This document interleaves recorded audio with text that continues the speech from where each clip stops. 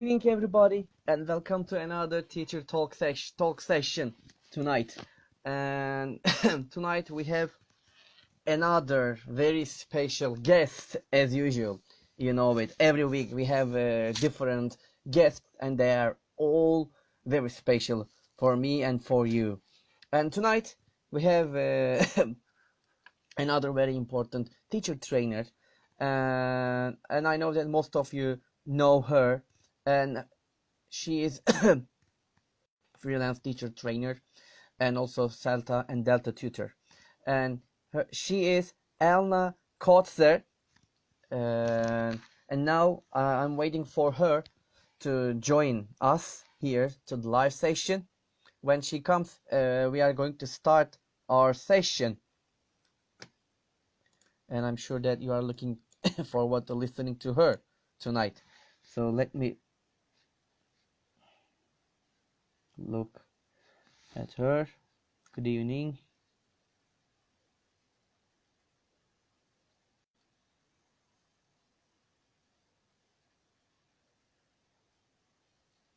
Yes.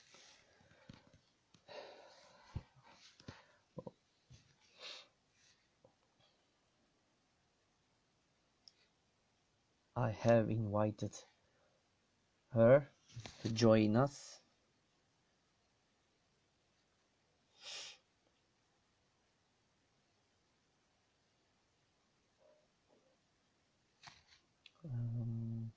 Yes.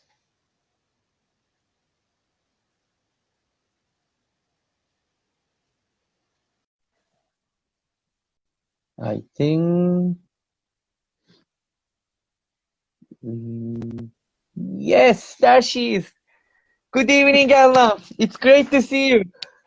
Hi, very nice to see you too. How are you doing?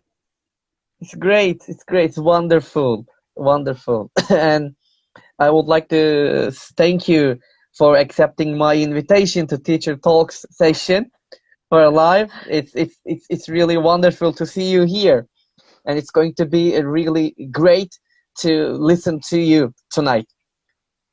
I hope so. Let's see what we have to say. I wonder what the people are going to say and what kind of questions are going to come up. It's going to be interesting. Yeah, I'm sure. I'm sure. And I'm sure that lots of people are waiting for you to talk, and they're like me, they're waiting to listen to your suggestions, your ideas, and your experiences.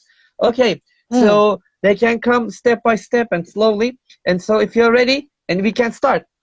Yes, absolutely. Let's start. Yes. Okay, so Anna, can you tell us about yourself, please? Where to start? I am originally South African, um, but I've been in Turkey in Istanbul for a long time.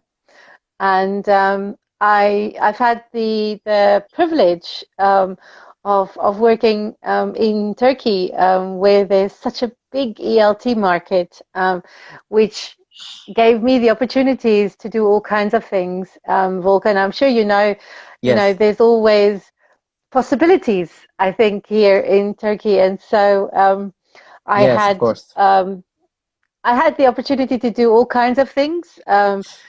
To work in language schools, to manage language schools, to do training, to work with publishers, to also work with International Training Institute, with the British Council, etc., etc. So I've had lots and lots of really, really great opportunities, which I've thoroughly enjoyed, actually, if I can say the truth. Great. Yes.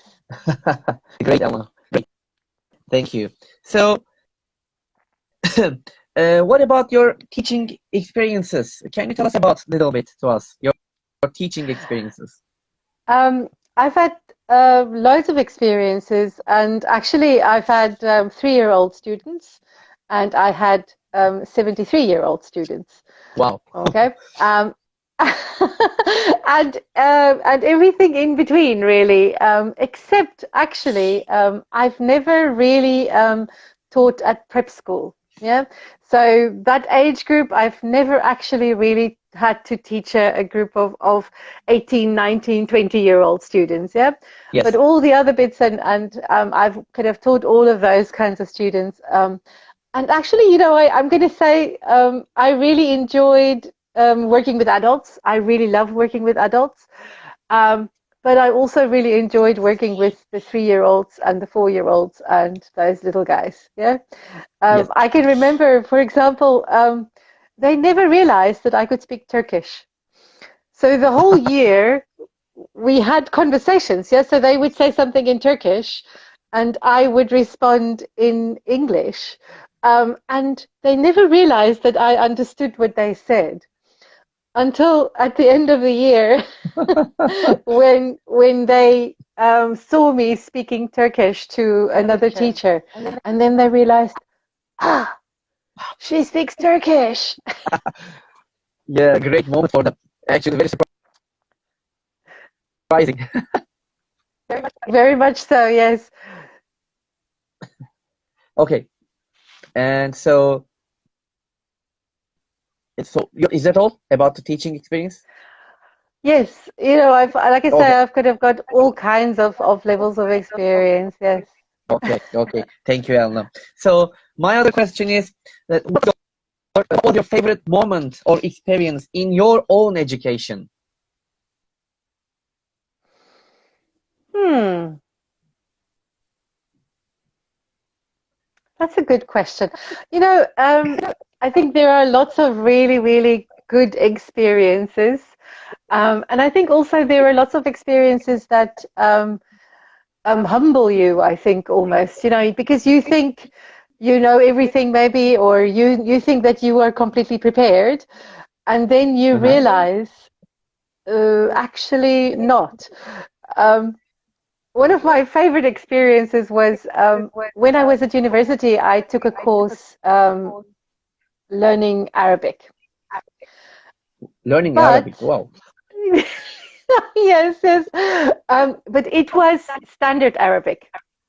So it was proper I see. Arabic, yeah? And then I decided I'm going to go to Egypt and I'm going to practice my Arabic. And so I got to the airport and I had my little sentences written out, perfect sentences in perfect standard Arabic. And I got into the taxi and I said to the taxi driver in perfect standard Arabic, so and so and so. And he looked at me and he spoke to me in perfectly American accented English Wow. and said, no, no, no, no, no. If you speak like that, nobody is going to understand you.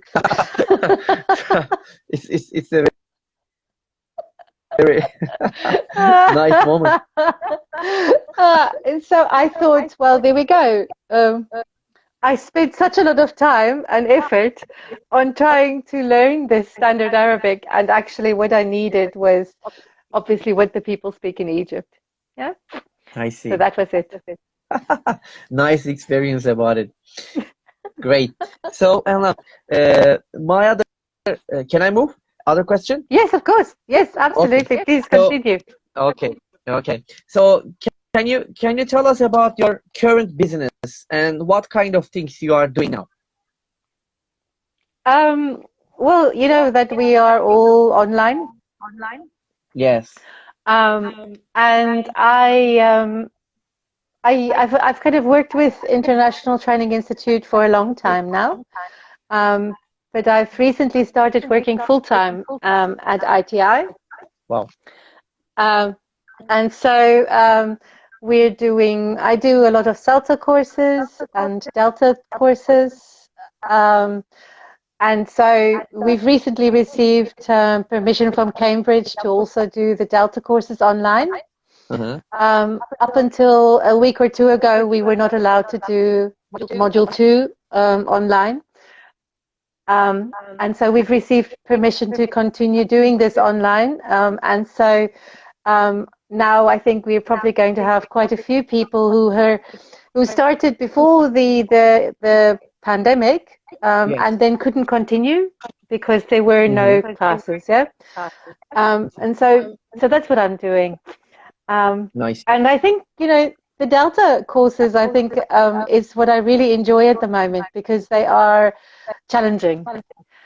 they are challenging for the people who are doing them, the candidates. But for me personally, they're also challenging. Yeah, because I'm constantly learning something new. I see. Um, because a person comes and says, "Oh, I want to do this in my lesson," and then he has to start reading, and then I have to start reading because I might not have read what he has read, and so I'm constantly learning new things. Yeah, and so I'm thoroughly enjoying that. It's really, really great. It's really great. I'm sure about it. Okay, so thank you, Elna. So, when the lockdown starts, and the teachers, were told to do online teaching, and all of us, were really stressed out, and we are probably, more relaxed and organized by teaching online, but now actually. But I think there were, two groups of teachers during the pandemic period. The ones who simply, the lectured and moved on as they did. This was a temporary situation. And the other side, like, there were the teachers who tried to use millions of digital tools to engage their students. I mean, like, do you have any suggestions about the usage of digital tools? I think that digital tools are great. Yeah. But I think sometimes what we do is we throw out the good teaching practices that we actually do need to do still, and then we kind of just start using all these digital tools. And there's nothing to stop us from using a little bit of paper and pen. Yeah. So I think what I think we do need to do is kind of, when we pick a digital tool, we need to make sure that we don't use too much of it. And also, and this is exactly like with any other kind of resource, Volkan, I think you're agreeing, is that basically we shouldn't use too much of the same thing. Yeah. And so basically making sure that we're constantly changing and trying something new. I think that is a really, really great idea. There are such a lot of really, really great tools. One of my bits of homework for myself every week is I give myself the homework to try a new tool. Yeah. So to kind of have a look and see what's in the tool, what can I do with the tool, and I mean, I work with teachers, so obviously I need to think a little bit differently about things, but the principle is the same. Yeah. And so I kind of try and use one new tool every week, and some I use and think, oh, never again, and some I use and I think, this one is one that I would like to use again. Yeah. And so that's kind of basically my idea about digital tools. I think also we need to make sure that we keep engaging the students. Yeah. So if I'm doing a digital tool and I'm doing it and all the students are just sitting and watching, then I'm not sure that that's exactly what we need. Yeah. And then we maybe need to kind of think about something different, something where the students can be engaged in a more active way. What do you think? Yeah, I totally agree. Yeah, and I really like the idea that you told me every week I try, the new digital tool, and I try to understand the usage of it. Yeah. And maybe if I give it time to do it, which is really good, and to learn about a new tool every week. So when someone asks you that, do you know Custodial? So, oh, I know it. Or for example, this another tool. Oh, I know it. I tried it last week and I didn't like it. Or for example, I like it very much. Something like this. It's really great. Yeah. I really like it. Okay. Thank you. Good. And my other one is like about the workload of teachers. As a teachers, especially these days, we have a huge workload. Our duties, take more time in distance education than it takes it in a face-to-face classes. And moreover, like parents are more involved, especially in this process now. And what would you suggest us to maintain our well-being? And also, could you give any tips in terms of balancing our workload? Yeah, that's a good question, Volkan. Can I just say hello to a few people that I've seen? Of course, Hello, guys. of course. I'm so pleased to see you. I've seen Lorraine and I see Selma and I saw Izgi. Very, very nice to see you guys. Please say hello. I might have missed you. Hello, very, very nice to see you all. Yeah, I think I have to agree with you, Volkan. It is. It's true. I think because we are online, Yes. and because hi Didem, and because we have the parents there. They're there. They're sitting there. They're kind of far more involved. I think that is problematic, and it also adds extra stress. Yeah. Yeah. Because in the past, you would be in your class with your students and nobody would be watching. But now the principal can come in, the head of department can sneak in, the parent is right there, hopefully, and that makes things a lot trickier. I think we need to be a little bit kind to ourselves. Yeah, I think sometimes we are maybe a little bit overcritical. Number one. And number two, I think sometimes, and that is actually a good quality for teachers, but also sometimes a little bit, we are sometimes kind of really, really overcritical about what we do and what we can do. Yeah. Because at the end of the day, we're just humans. Yeah. And we can only have this much and we've only got this much energy, etc. And I think we really have to, as I say, be kind to ourselves and really make sure that we have a balanced view of what we're doing and what we can actually do in the lessons. Yeah. I think those are really important. Otherwise, the work-life balance can go really, really badly wrong, I think, and that's a problem. Hey Andrew, how you doing? Oh, that's so nice. Oh, Aykut is there. Hi Aykut.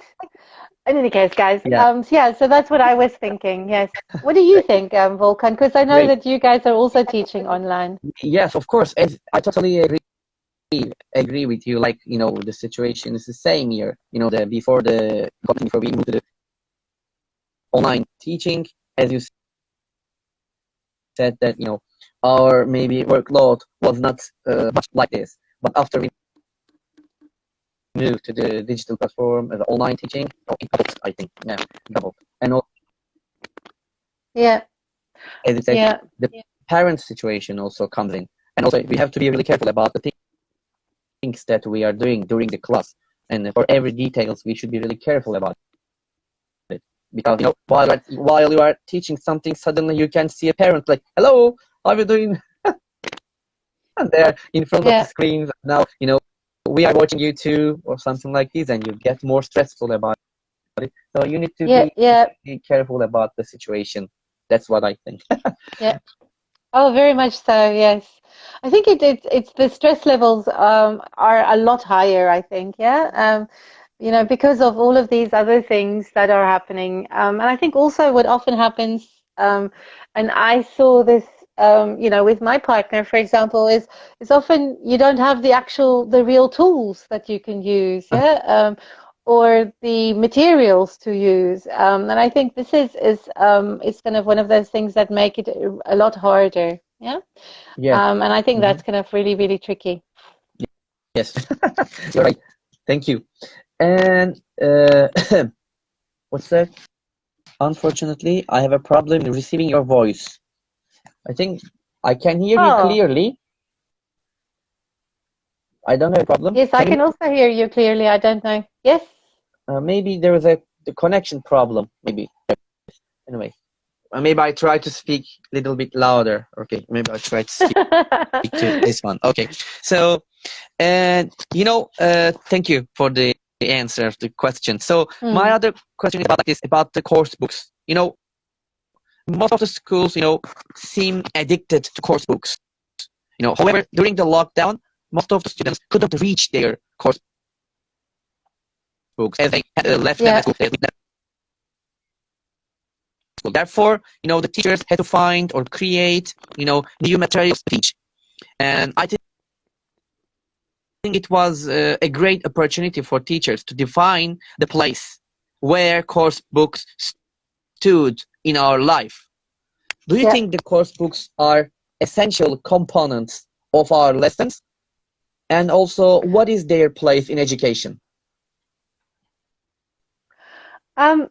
I think course books are really, really useful because they show us a direction. Yeah, they give us a general direction in which we can move. But I also think often, we let ourselves be governed by the course book. Yeah, so I think, for example, if the course book says you have to do exercise 1 and exercise 2, then often we think, oh, I have to do exercise 1 and exercise 2. But actually, I can do exercise 2. And then I can go back to exercise 1. And then I can maybe do exercise 6. Yeah? I see. I think for us, I think, as I said, course books is a tool. Course books, they are resources. And as with all the other resources that we have to our disposal, we can decide how we can use them or how do we want to use them and what we actually want to do with them. Yeah. And I think that this is something that is important. So I think I often also say less is more. I see. Yeah.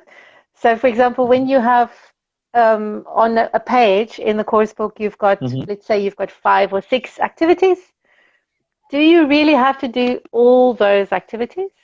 Or can you pick and choose maybe 3 or 4 of those activities and then actually really get the students to use the language, get the students to produce the language? I think for us often what we miss out on is getting students to actually really produce language. Yeah, so really get their hands dirty almost with the language. Yeah, because we're kind of going, oh, exercise 1, oh, exercise 2, and then we're going through this. But actually, I question sometimes if actually, hey Yilmaz, how you doing? Hello Zafar. And so basically, I question sometimes how much are the students actually learning when we're going through exercise 1, exercise 2, exercise 3. I'm not sure that is exactly the way that we should go with course books. I think that there are lovely course books, and I've got a few favorites that I'm not going to talk about. Of course. But I do think that there are some really great course books around, and they all have a place. But I don't think that we should let ourselves be governed by the course book. Yeah, because at the end of the day, you're kind of basically the teacher in the class, and you still need to do the best or what is best for your students. Yes. And the course book can't tell you that. Yeah. Yeah. Okay. And Andrew says, unfortunately, the schools make teachers. Yeah. Yes. Yeah, that's very true. And this is again, I think one of those things. If we're constantly buying course books, the students are spending. For example, I think Andrew works at a prep school. Yeah. So there's lots of kind of money going into buying course books, but we're not sure that they're actually learning from those course books because you move at such a terribly quick pace. Yeah, so I think we have to make the decision for the students what is best. What is best? Exact. Great. Wonderful. Thank you. Thank you for this great, nice answer, Elna. So my other one is like, you know, we got many chances to attend webinars during the pandemic. Maybe every week, maybe not every day, you know, and every week, maybe everyone. There are lots of, you know, these webinars. So except for webinars, what can we do for our professional growth these days? That's a really great question, and that's something that I really enjoy, and I think that's kind of important. So number one, it is really, really important for us as English teachers to really, really, really make sure that we develop. Yeah. Mm-hmm. So for example, you know, I think it's always funny how we say to our students, yeah, you have to watch films, read books, and listen to this and do this and do this. And then we don't do any of that. We don't we don't do any of these kind of things, but we want our students to do that. Yeah. And I think basically if we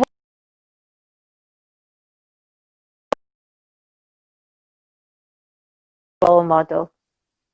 Yeah. One of my favorite stories is of a teacher who wanted his students Yeah. to read. Yes. And so what he started to do is he had a book in his hand all the time. And sometimes he would be in the break time, he would sit under a tree and read. Sometimes in the break time, you'd find him on the steps and he would be reading. And he would just continue doing this. He never said to everybody, oh, you should read. Never did any of that. It's just that he kept on showing people what they should be doing. I see. Yeah. And so I think maybe we should kind of take a little bit of that message and actually help ourselves. I think to develop ourselves, what we can do is just simply follow some of the beautiful blogs that are available. You know, I think some people are absolutely amazing and they kind of have really amazing blogs. One of my favorites, and this time I'm going to say it, is Joga Conga, okay, from elttraining.com. And she is really great. And she's got a really cool newsletter that she sends out every Sunday with a little bit of interesting ideas about what could be a nice website or a nice app to kind of look at. And so basically, you know, it is as simple as that. Yeah, just that small little step. And you know, you've done a little bit of development yourself. Yeah. Another thing is actually together in teachers' rooms. But actually we don't encourage each other to develop. So what we could do is, for example, in the teachers' room, one teacher every month gets to choose one article, yeah, and shares it with his colleagues or her colleagues. You all read it, and then one day over tea, you just have a quick little discussion about it. Job done. And you've done a great thing, and you're actually developing yourself. Exactly. Yeah. You know, I think we don't have to spend a lot of money. We don't have to go somewhere. And as you said, we've got so many lovely webinars and all kinds of really great tools. Yeah. Exactly. And so, you know, I think that is kind of the easiest way of doing it. Yeah. It's just, yes. It's called a personal learning network, isn't it? Yes, we can say that. And it's really wonderful, wonderful things to do. We should do it. Yeah. But really, we should do it. Not only like, okay, I'm going to do this one. When we come back to school, I will get an article and I share with my friends, and that's all. But we should do it, really. And also, I really like the idea that you mentioned about the teacher who carries a book and with him wherever he goes and read without telling the students, his students, like, okay, now you should read the book. It's like they see it, and they see him and they imitate him, something like this. It kind of it's like this. Really, I'll try that. Yeah, I think that's the most useful. I'll try that when we come back. Okay, yes, please do, and let us know how it goes. Yes. It's like, okay, now you should read books. I will get the book, sit in the class, and start reading it. And when I go out, I'll read again. I'll do that. I think that's a great idea. Yes. Okay. Thank you. Thank you for this nice idea. Okay. My next question, Elna. So, for you, what are the characteristics of effective language teachers? Oof. I can give you the Cambridge criteria, all the criteria that we could. You know what? I think firstly, I think you know, if to be an effective teacher, one has to ask questions, and one has to be reflective in your practice. I think this is one of the most important things. Is if you teach a lesson, then after that lesson you go back and you sit and you say, okay, so did this work? Did this work? Did this work? No, it didn't. And then you go, why did this not work? Or if you say, oh, this worked beautifully, again you go and say, why did this not work? Okay, and in this way, you're constantly developing yourself. I see. And so I think reflective teaching is for me a really important aspect. Number two, I think is also to show that you are learning. Because again, you know, we want our students to learn. We want our students to be open to new experiences. We want our students to try things. We want our students to develop questioning, all of those kinds of things, you know, that link with critical thinking and Bloom's taxonomy and all those things. But then we don't show this. And so I think, you know, another aspect for me that is important is to show that you are also a learner, that you are also developing, and that you are also willing to say, oh, I don't know. Because I think in that moment is kind of where everybody goes, oh, okay, that's fine then to say, firstly, I don't know. And secondly, we can then all find out together. So the other day I was doing a particularly difficult Delta session, all about kind of, you know, grammatical clauses and things. And I started the session out and I said to the candidates, okay, guys, let's agree. If you ask a question and I've got no idea, I am going to say, I've got no idea. And then I will make a note and we'll see if we can find an answer.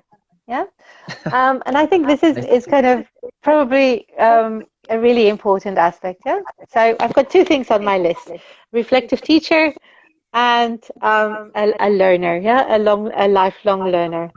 Wonderful.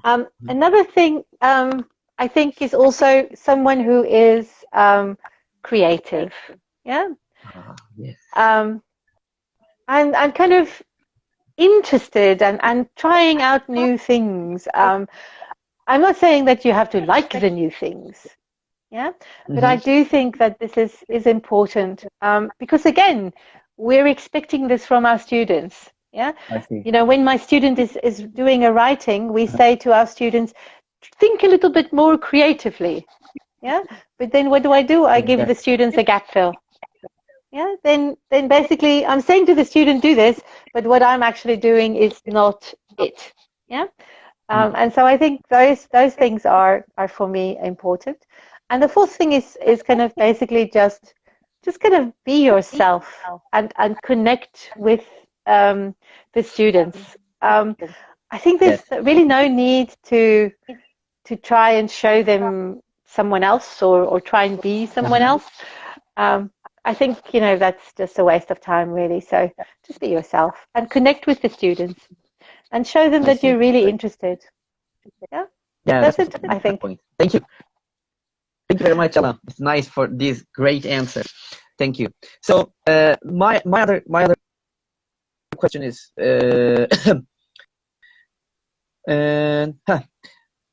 what do you suggest to teachers to establish an effective rapport with the students? Yeah, that's important. Again, as I say, you need to be a person that the students want to connect with. Okay, so just a normal person, a person who kind of is interested, a person who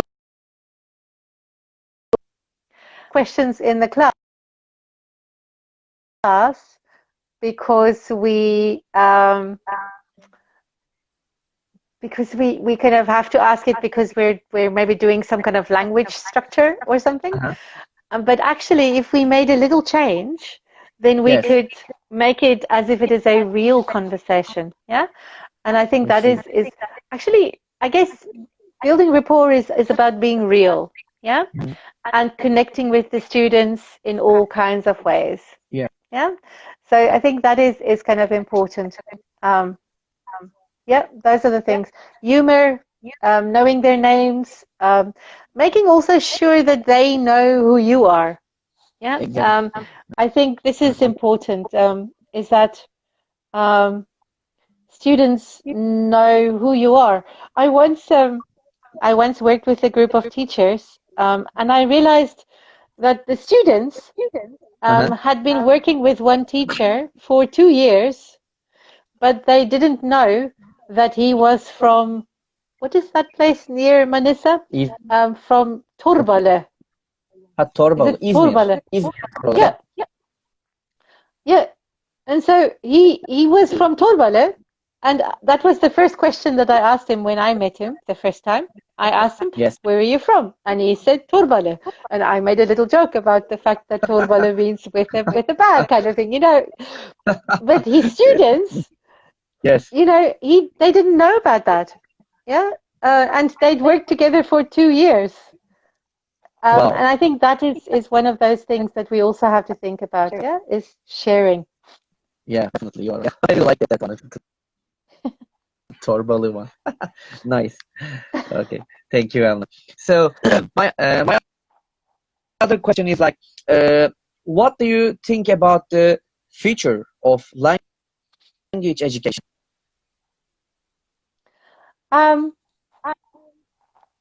That's a good question. I guess we're going to be online for a little bit longer. And so I think we really have to consider how we can do online teaching more effectively. Yes. I also think that I don't think that we'll ever be replaced by robots. Yeah, so I'm not sure that. I know that people are worried about that. Yeah, but I don't think that we'll ever be replaced by robots. I do think, though, that I know that online teaching is stressful, problematic, etc. But I also think that online teaching has given us other opportunities to do other things more effectively.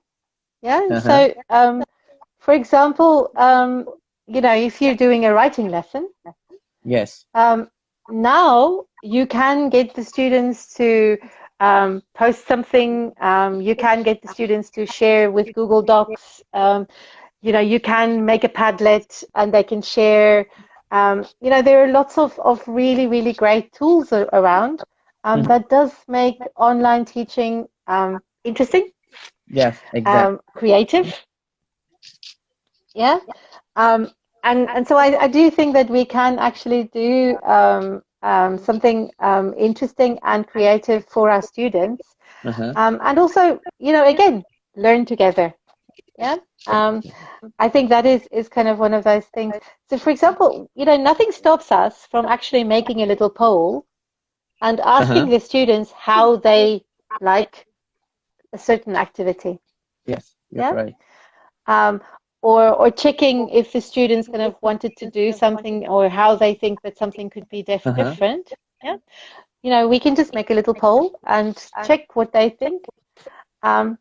But again, I want to go back to what I started with at the beginning is, Yes. I think we do have to remember that we need to still follow effective teaching best practices. We need to make sure that we're still doing those things. Yeah. So I see. we still need to scaffold lessons. Uh-huh. Yeah. We still need to make sure that students are supported. We still need to make sure that students have got enough language to do the activities. We need to make sure that our materials, so for example, if we're using a PowerPoint presentation, Yes, it has to look engaging. Yeah. definitely. I think we also learn with our eyes. Yeah. And if I'm looking at this PowerPoint and it's just this crummy thing that someone has put together in 2 seconds, then I'm not sure that I'm going to be interested and motivated. Yeah. So I think all of those principles Yes, are still valid. Yeah. definitely. I agree. I agree. You're right. Yes. Thank you. Great. Thank you, Elna. Okay, so my other one, only three questions left, It's all the questions almost we covered. Wonderful. Yeah, perfect. So so far so good, I think. And my other one is like, do you think that the current way of educating children fully prepares them for the needs of the 21st century?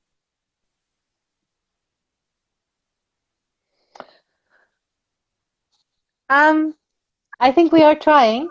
Yeah, we are. Oh, hi, Katie. I think we're trying. Yeah. And I think that's probably the only thing that we can do is making sure that we keep on trying and keep Yes. on developing ourselves and keep on making sure that we build in these things. However, I think often we don't actually do things that will help the students. And that's a little bit because we, as teachers, actually don't do Yes. it ourselves. So for example, we want our students to think critically. Okay. Okay. Then I need to think critically.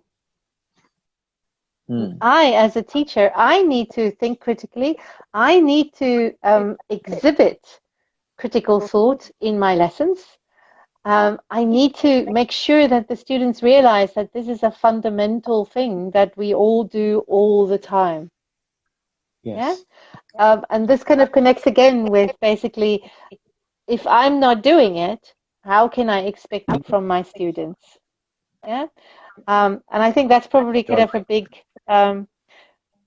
big message that I have in my mind is if I want my students to do it, we need to make sure that we're also doing Exactly. it. Great one. So you're like, if I don't do it, I can't expect to do it for my students. Exactly. Yeah. Actually, I was watching the new Robin Hood on Netflix. Was it last night or the night before? And there was a really cool quote. Let me just think what the quote was. It was, if not me, who? And if not now, when? Wow. Nice one. Nice one. So that actually was a really, really cool quote. And I thought, Wow, all from Robin Hood, and Andrew is laughing. Yeah, Oh, it was last night. last night he's yeah, it's great Yes, yes, it one, was last night. great one. Yes. I really liked it, Elna. Thank you. And Elna, so my other question, like, it's a very, very short question, and I'm sure that you have a wonderful thing for that. What is your motto? Can we say Um, that this one from Robin Hood? that's a actually it is a little bit in that direction, yes. It's kind of I think um is you have to do what you want other people to do. Yeah, Uh-huh. or you have to be the way you hope other people will be. Yeah, I think that is kind of what I've kind of got to say about I that. see. It's great. Thank you. Thank you. It's nice. I like that one. Great. Absolutely my pleasure. And so last one is, I mean, what do you think? What do you think about the government role on education? Huh. I think and this is something that all countries have, is that Yes. every time when a new minister takes up his post, um, Uh-huh. what happens is they kind of feel they have to change things dramatically. Mm-hmm. Yeah. Um, and I think that is damaging Uh-huh. because education, certainly in my mind, is something that is a long-term process. It's something that we have to build on. But if we're constantly changing things around every now and again, that kind of is problematic. Um, I so I think, and I hope in my dreams and idealistically, obviously, I think what we want is kind of a more long-term view on education. Yeah, Uh-huh. instead of changing things when I come become the minister, then the next guy comes and the next guy comes and we're constantly changing things around, and that is problematic. A long-term view, I think, is far more important. I see. Thank you. Thank you, Anna. Okay. So this is the last one. Definitely last one. And very nice Okay. one, I think. What does an educated person look like today for you? Hmm.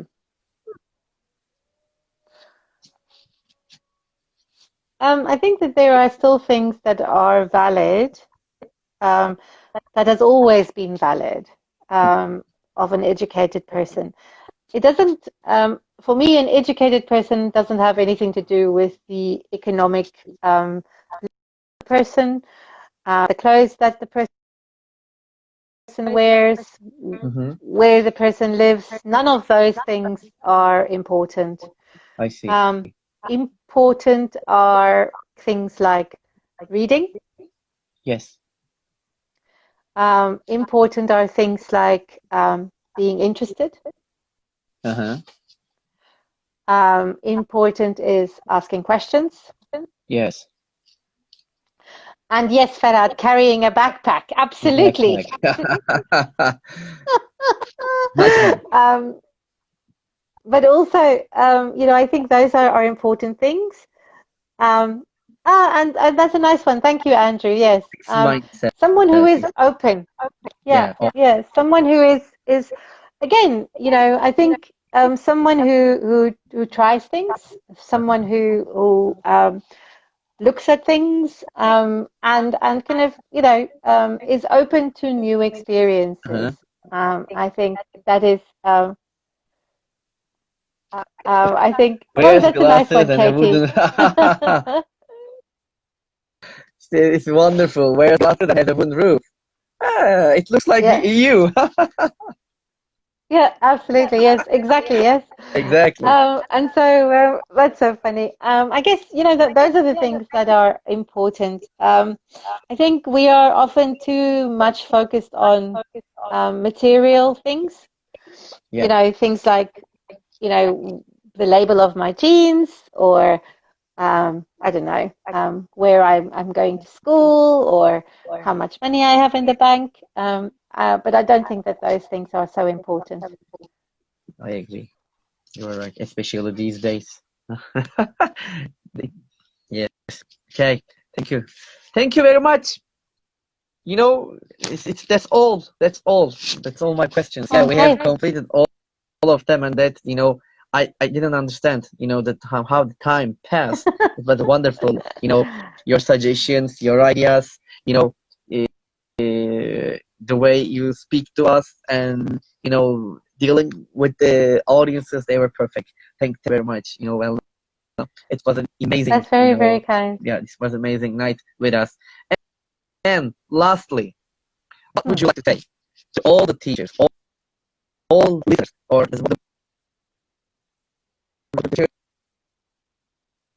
watch?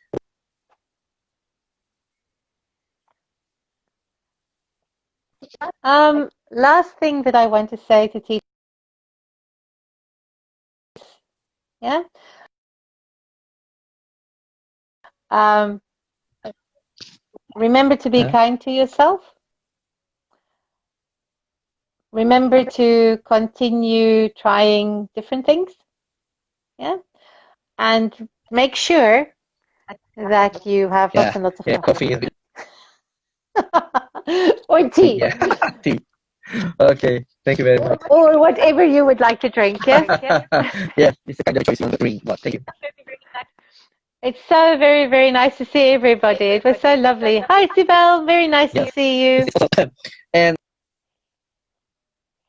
I would like to say thank you one more time, Anna, to you for your time, for your the suggestions, for your ideas. That also you accepted this session to do it with me, and thank you very much. Really, it was really wonderful, and you made us really happy. And Thank you, Volkan. I every think moment, I have to thank you. great. Thank you very much. I hope we will see each other soon, face to face in real somewhere, and Oh, yes, absolutely. That would be great. ups and talk more and share more. Okay. Thank you very much, Absolutely. everybody. Also, I would like to say thank you. Uh, what's that? Oh, Have you hold on, been hold on, wearing? hold on. Oh, absolutely. I have. I have been wearing my leggings. Um, but those ones have not came out in a while, yeah? But I will. The moment I get out again, I will definitely wear them, yes. Yeah, great one. Nice one. I would like to also say thank you to all our listeners and who comes to join tonight and spend their time and listen to us and be with us here. Thank you very much. Really, really. They are all great. And thank you, Elna. And I would like to also say good evening to everybody here. Good night to others around the world, or maybe good afternoon or good evening. That's it. That's all. Take care of you and peace. And also, sharing is caring, I would like to say. Absolutely, guys. Take care. Thank you. You know where to find me. So if you've got questions, bye bye. Yeah. Bye. Take care. Good evening. Bye bye. Bye.